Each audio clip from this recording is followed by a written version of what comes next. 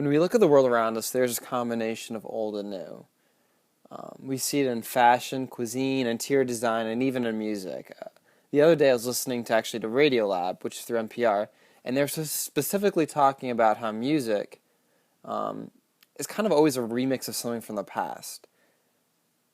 And as I was thinking about it, architecture is much in the same way, where this idea of time and memory is innately embedded within it. Often this is associated with styles from a certain period of time, but what if architecture, which is constantly evolving, continues in such a way that it recognizes the history, but it doesn't attempt to replicate it like a carbon copy? What I'm most interested in is this combination of the older past, which has to do with craft, building techniques, even this idea of time and how buildings weather over time. And then what if then what I find particularly interesting is how we can use these objects of existing architecture, this existing memory, and then pair with something new.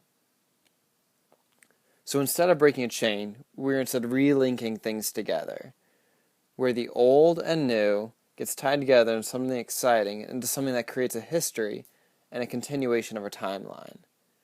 This reframing of the world around us can be done through the layering of materials, it's done through connections, it's done through kind of reframing of views as well. It's helping people reconsider the world that is around them.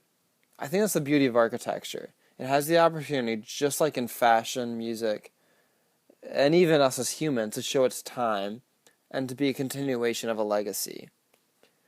That's what the thesis hopes to explore, is the role of architecture and memory through adaptive reuse, and how new program and space can combine into something beautiful to re-experience and reimagine the world that is around us.